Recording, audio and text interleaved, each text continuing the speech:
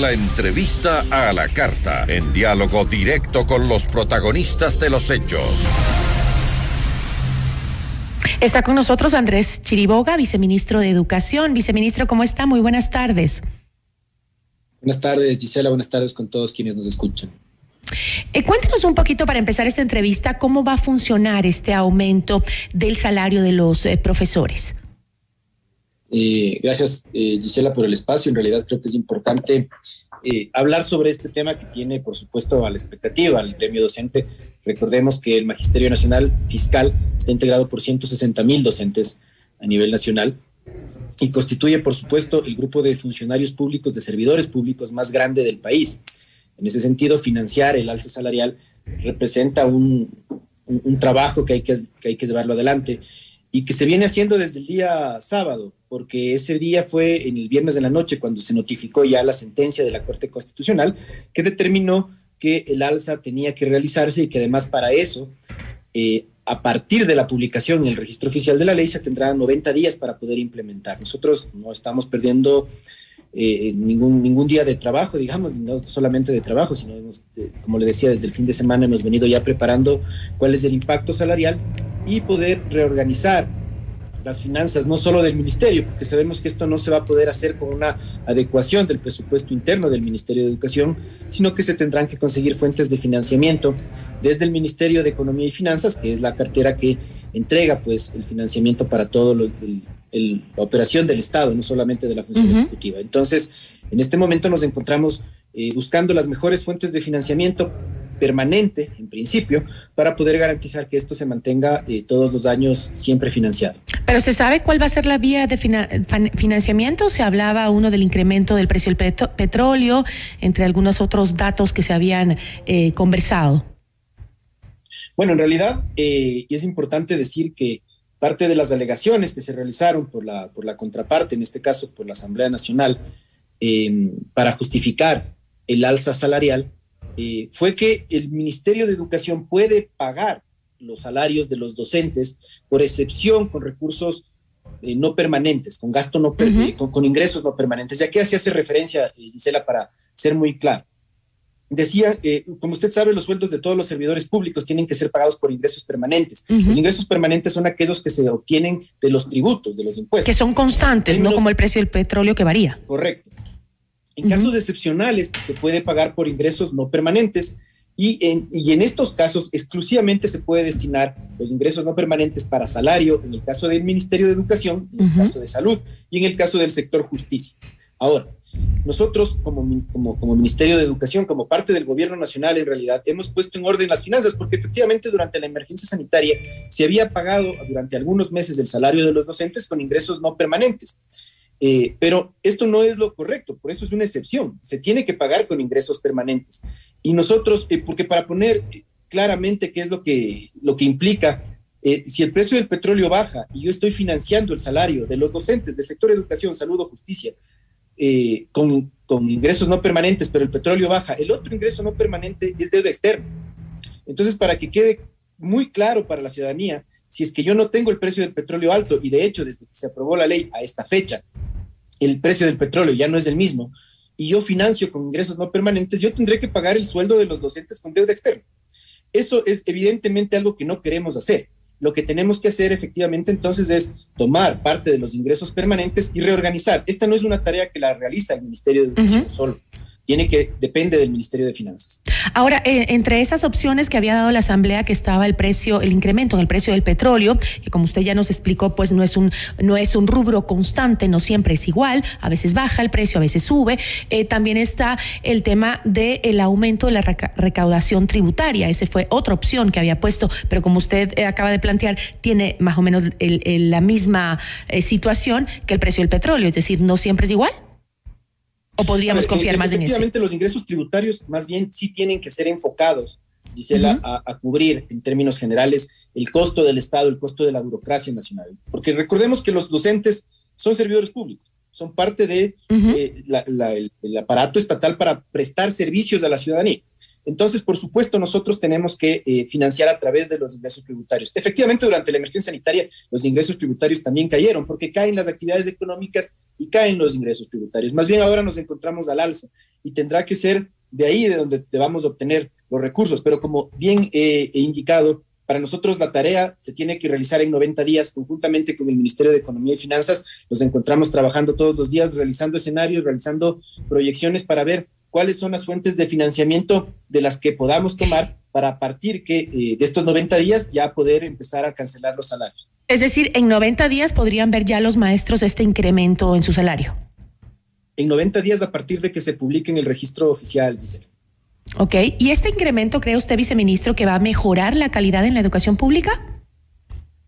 Esa es una pregunta difícil de contestar, Gisela. Nosotros es lo que planteaban los maestros, justamente. Nosotros creemos que los maestros tienen que ser bien pagados, por supuesto. Creemos que efectivamente había una deuda en cuanto al alza del salario del magisterio. El presidente ha sido muy claro y lo ha dicho. También la señora ministra de Educación lo ha dicho en varias oportunidades. También quisiéramos que esta alza salarial se vea reflejada en la calidad, no solamente de los docentes, Gisela, porque sabemos que hay muchos docentes que han pasado, hay otros que no, por supuesto, pero que hay muchos que han pasado los procesos de evaluación cuando se han realizado, pero principalmente en la calidad de los estudiantes, porque yo no necesito solamente docentes que tengan buenas notas individuales, sino que sus estudiantes reflejen los conocimientos de esos docentes. Yo no necesito docentes que sean buenos estudiantes, sino que efectivamente sean buenos profesores y que puedan transmitir a nuestros estudiantes los conocimientos necesarios. Será en esos procesos de evaluación 360 que nosotros hemos denominado, que se realicen también a los estudiantes cuando veremos si es que la calidad va a estar reflejada, pero eso digamos, es independiente de que en principio, por supuesto que estamos de acuerdo con una alza generalizada, porque no se había vivido eso desde el año 2011, Gisela. Entonces había una gran deuda pendiente con el Magisterio Nacional y creemos que con mejores condiciones también las exigencias de sus estudiantes, no solo del Ministerio como autoridades administrativas, sino de sus estudiantes y de los padres de familia merecen una respuesta. Pero sí, son varios factores los que determinan un mejoramiento en el nivel, en la calidad de educación en el país, ¿no? Y justamente uno de ellos es este del que quisiera hablar con usted también. Desde el pasado 6 de mayo, cuando empezó el regreso escalonado a clases en la costa, 58.653 estudiantes fueron reubicados en otras unidades educativas porque, al parecer, o según lo explicó la autoridad del Ministerio de Educación, 151 unidades educativas no pudieron recibir a los estudiantes de este año lectivo por las malas condiciones en las que se encontraba la infraestructura de estas escuelas. Ahora se habló de que se iba a invertir tenían un presupuesto de $70 millones para mejorar esta infraestructura, aunque pues se necesitaba mucho más, se había determinado. Esto para los próximos años que faltan del gobierno, para los próximos 3 años. Sin embargo, las necesidades, hemos visto, son urgentes. Este incremento que se ha dado a los maestros, ¿va a disminuir el monto de inversión en la infraestructura escolar? Hay mucha preocupación en la costa sobre ese tema. Es una muy buena pregunta, Gisela, porque en realidad nosotros no queremos mezclar las dos fuentes de financiamiento, justamente para evitar lo que yo decía hace un momento. El monto de inversión, el gasto de inversión, que no es gasto permanente, que no es gasto, viene de fuentes de financiamiento que sí son que son no permanentes, digamos. Entonces viene del precio del petróleo, viene también del tema de créditos externos, de deuda externa, porque es razonable, digamos, adquirir deuda para construir una escuela, para arreglar una escuela, para hacer inversión directa.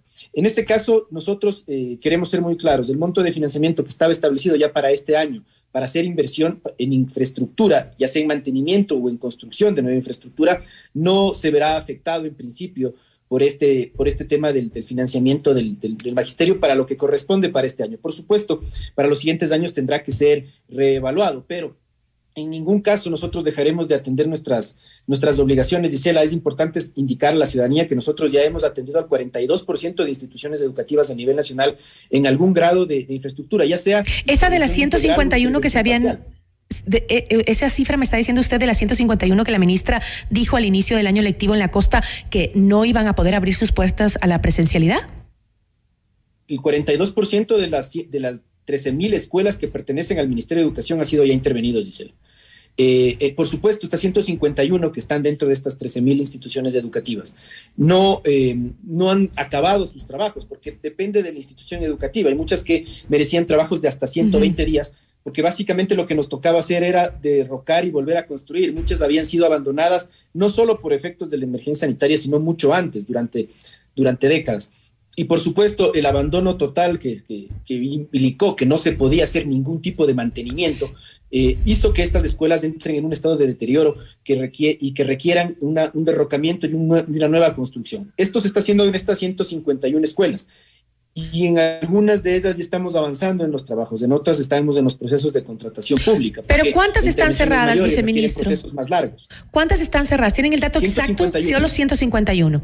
De estas 151 escuelas, así es. ¿Se ha podido adecuar nuevas escuelas, aunque sea para la apertura? Si bien hay que hacer trabajos, como usted decía, que tal vez son más profundos, ¿se han podido adecuar algunas rápidamente para que los estudiantes vuelvan? No, estas 151 son las que merecen un tratamiento integral. No pudieron ser rehabilitadas parcialmente. Este trabajo que sí se hizo en otras instituciones educativas de rehabilitación parcial permitió que muchas otras podamos iniciar el año lectivo. En estas lamentablemente no se podía, y es por esto que de las 13.000 instituciones educativas que cuenta el Ministerio de Educación, 151 no pueden iniciar clases y se ha asignado estudiantes a otras instituciones cercanas en otros horarios, o en algún caso extremo se ha mantenido la educación no presencial. Muchos de los padres, he visto en algunos reportes o videos que nos mandan a los medios de comunicación, las mismas asociaciones de padres de familia, muchos se han organizado de buena manera para poder aportar en estos arreglos, han hecho mingas, han puesto de su platita para poder adecuar algunas escuelas del sector fiscal. Y sin embargo, hay otros que dicen, bueno, hasta aquí podemos nosotros aportar y necesitamos de urgencia que nos den una mano por parte del Estado. ¿Cómo pueden hacer esos padres que están organizados, que quieren ayudar, para que también les dé una mano el ministerio? Por supuesto, nosotros en primer lugar queremos agradecer el trabajo de las mingas de los comités centrales de padres de familia o de padres organizados en distintas instituciones, Gisela, y decir que nosotros no vemos esto como una falta de responsabilidad de nosotros, es decir, nosotros tenemos que seguir cumpliendo, pero lo vemos también desde un lado positivo, porque agradecemos que la escuela vuelva a estar en el centro de la comunidad. Nosotros hemos participado, de hecho, en muchas mingas a nivel nacional, mingas de instituciones educativas que no necesitaban una intervención en su infraestructura, sino un adesentamiento, digamos, o una limpieza profunda. Y agradecemos que los padres, las madres de familia vuelvan a las escuelas, que se conozcan, que se vean entre sí y que la escuela vuelva a ser ese punto de encuentro de la comunidad educativa. Pero en las instituciones en donde se requiere más un trabajo de infraestructura diferente, en algún nivel de intervención ya sea en mantenimiento o en construcción de nueva infraestructura, nosotros lo que estamos haciendo es recogemos, por supuesto, todos los días nuevas peticiones para poder seguir realizando intervenciones de forma progresiva y priorizando aquellas en donde una falta de intervención podría implicar que yo deje de prestar el servicio educativo. Nosotros estamos realizando eso, y en el caso de los padres les decimos que si se organizan, por supuesto, e intervienen, nosotros les agradecemos, pero que también nos hagan conocer a través de los distritos educativos, a través de sus directivos, para nosotros poder realizar las intervenciones de infraestructura en aquellos casos en los que los padres pueden ayudarnos con la mano de obra, por ejemplo, pintando la escuela, pero nosotros hemos dotado de los materiales, como efectivamente hemos hecho en muchos casos. Nosotros no queremos que se genere esta sensación de que los padres o madres tienen la obligación de hacer lo que el Ministerio de Educación le corresponde. Nosotros tenemos que hacerlo, tenemos que priorizar, por supuesto. Agradecemos las intervenciones que las familias han hecho, pero necesitamos avanzar organizadamente. ¿Tenemos datos de cuál es la deserción escolar, sobre todo en este año en la costa? No, y hay una explicación de por qué, Gisela, y esto es muy importante. Durante la emergencia sanitaria, realmente los datos de deserción no crecieron, inclusive disminuyeron en algunos distritos educativos, en algunas zonas. ¿Por qué? Porque la matrícula se promocionaba automáticamente, o se realizaba de forma en línea o de forma telefónica, y no se podía comprobar que los estudiantes estén asistiendo, porque las clases no estaban presenciales. De hecho, era una de las razones que nosotros promovíamos para volver a la presencialidad, era poder ver que los estudiantes estén o no estén yendo. Nosotros hemos heredado en este año lectivo que ha iniciado en Costa y el que viene terminando en Sierra, habíamos heredado una matrícula automática, y eso quiere decir que en papeles los estudiantes estaban matriculados y no había una tasa de deserción importante. Es más, de hecho había disminuido en comparación a los años anteriores, pero nosotros lo que estamos viendo es que hay estudiantes que han pedido traslados administrativos, es decir, han pedido traslado de la institución en la que están matriculados a donde efectivamente estaban viviendo. Nosotros, en el proceso de Costa, realizamos más de 170,000 traslados, Gisela. Esto es importante comunicar a la ciudadanía, es decir, traslados que correspondían a veces por error en la selección de la institución, a veces porque efectivamente el sistema había votado algún error y había asignado a un estudiante en otro lado, pero muchos de estos traslados correspondían a familias que habían mudado su domicilio y que actualmente ya no vivían en la ciudad en la que sus hijos estaban estudiando en papeles, como digo. Entonces, por supuesto, la tasa de deserción tiene que ser evaluada una vez que se acabe el periodo de traslados, que todavía no acaba en Costa, que acaba al final un par de meses más, y ahí nosotros podemos ajustar y ver cuántos estudiantes efectivamente han salido del sistema educativo. Otro tema es la nivelación de los estudiantes luego de regresar de 2 años de estar encerrados prácticamente y teniendo clases a través del internet. Eso generó muchos desfases en algunos pudieron aprender bien porque tienen ciertas capacidades, otros realmente fueron años perdidos porque no todos tienen las mismas capacidades. ¿Cómo avanza esa nivelación? Realmente para nosotros es un tema de vital importancia, Gisela. ¿Por qué? Porque las familias no todas tienen las mismas condiciones. No solamente es una cuestión de los estudiantes. Hay que decir, hay muchos niños muy pequeños que están en edad de adquirir habilidades de lectoescritura. Y por supuesto, no todas las familias tenemos la capacidad de poder respaldar a nuestros hijos a esa edad. En consecuencia, lo que sucede es que hay niños que avanzan más o menos rápido, no solamente por el acceso a las tecnologías. Eso termina siendo lo de menos en realidad. Lo demás termina siendo el respaldo educativo que tengan en los domicilios en estos momentos de pandemia, digamos. Nosotros lo que hacemos ahora es iniciar con unas semanas, 1 mes, 2 meses de evaluación en las instituciones educativas y después proceder a una etapa de nivelación. En todas las instituciones educativas a las que nosotros hemos visitado, pero esto es algo que lo comunican los docentes muy bien, en sus momentos de clases, comunicar a las familias que lo importante no es la nota en este momento. Hemos pasado 2 años fuera de las instituciones, necesitamos evaluar y nivelar, y la evaluación no tiene que responder al aprendizaje memorístico de un día al otro, tiene que responder a las necesidades de darnos una foto de la realidad para poder sobre la base de eso empezar a trabajar, empezar a avanzar en la metodología adecuada que nuestros niños y niñas tengan. Entonces, para nosotros estos momentos en el régimen Costa son importantes porque estamos evaluando y después de la evaluación pasaremos a la nivelación y después de eso sí pasaremos a una etapa de adquisición de aprendizajes como tradicionalmente lo hemos hecho. Antes de irme, sí quisiera hablar de un tema que también preocupa mucho a los padres de familia y me imagino que a ustedes como autoridades educativas, y es el tema de la delincuencia que está en todas partes y también está afectando obviamente a los estudiantes en su regreso a clases. Muchos estudiantes denuncian robos, asaltos o incluso temas de drogas a la salida de las instituciones educativas, en el transporte escolar. Incluso hemos visto algunos temas delictivos que nos han llenado de temor a los padres de familia.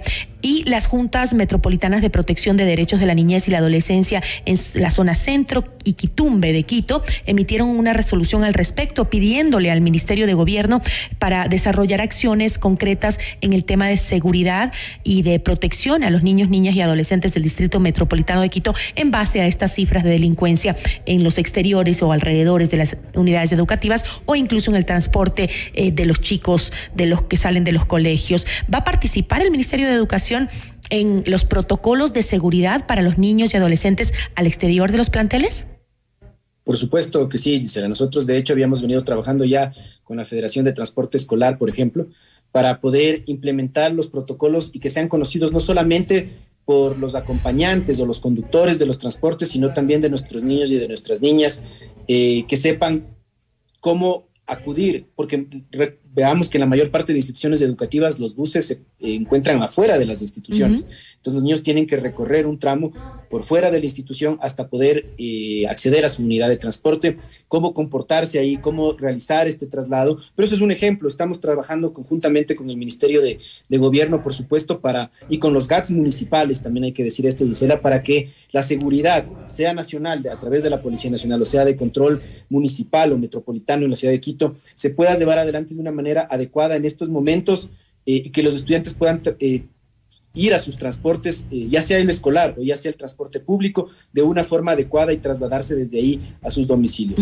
En lo que corresponde al Ministerio de Educación, nosotros queremos además llevar adelante procesos de concientización en los estudiantes, en los docentes, en los padres de familia, para no confiarnos, para poder saber que estamos siendo víctimas de la delincuencia en estos momentos y que tenemos que prepararnos adecuadamente de la mejor forma posible para tomar todos los recaudos que sean necesarios. El Ministerio de Educación trabaja activamente con las otras carteras del Estado a las que les corresponde, pero también con los GATS, para poder trabajar como yo digo, en la seguridad de nuestros niños y niñas. Pero ¿cuál sería la estrategia? ¿Nos puede indicar si han pensado ya en el tema, si han estado conversando? ¿Cuál sería la estrategia? Porque el tema no es solo en el transporte escolar, sino también el momento que salen en la calle, cuando entran o cuando salen los chicos del colegio. No solo es un problema de seguridad, sino también es un problema de tránsito. Veíamos en Guayaquil al inicio de clase que era un desastre el tráfico por donde habían escuelas o colegios que empezaban a abrir sus puertas porque habían generaban unos trancones impresionantes. En Quito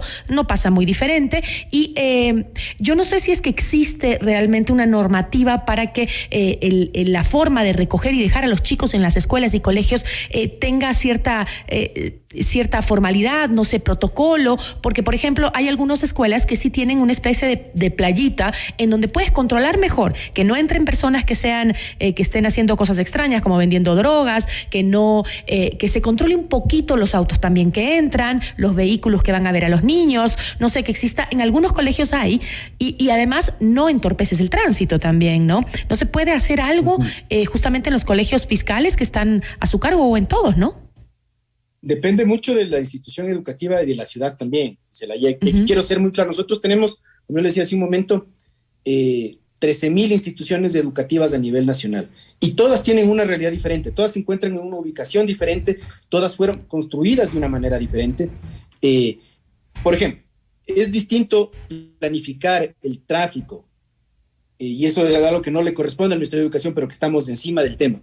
El tráfico alrededor del colegio Manuela Cañizares, aquí en la ciudad de Quito, que queda en la avenida 6 de diciembre, que no tiene estos lugares para recoger a los estudiantes propiamente dichos, pero que además tiene 3,000 estudiantes.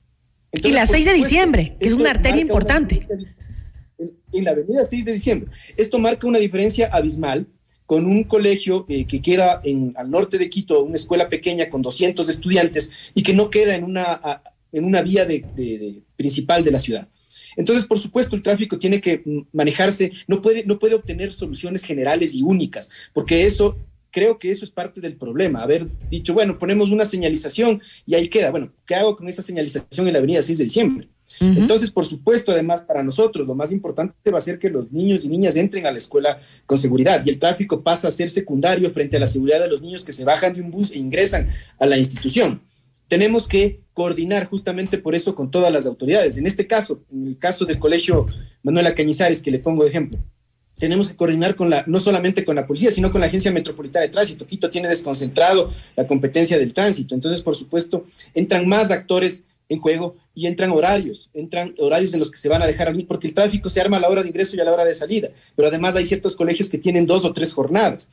Entonces, ahí es donde tenemos que trabajar adecuadamente. No hay una solución general, Gisela. Eso sí es importante señalar. Las soluciones tienen que ser trabajadas por la institución y quienes tienen que conocer el protocolo para ingresar y salir de cada institución son los estudiantes de esa institución. Porque ingresan de una forma al Manuel, ingresan de otra forma al Colegio Mejía, ingresan de otra forma al colegio más grande del Ecuador, que es el Colegio Consejo Provincial del Sur de Quito, con 9,000 estudiantes. En todas partes ingresa de una manera diferente. Bueno, habrá que también poner de parte a los padres de familia, ¿no? Para poner nosotros también estrategias que puedan colaborar, porque realmente no es solo el hecho del riesgo que tienen los niños, como usted dice, eso es lo prioritario, ¿no? Proteger a nuestros pequeños, que son lo más importante, sino también el hecho de que Quito colapsa por cualquier cosita en el tránsito, no se diga el ingreso de los estudiantes a clases, ¿no? Las mañanas y las tardes. Yo le agradezco muchísimo por habernos acompañado en esta entrevista. Gracias, Gisela. Una buena tarde. Agradecemos al viceministro de Educación, Andrés Chiriboga, por habernos acompañado.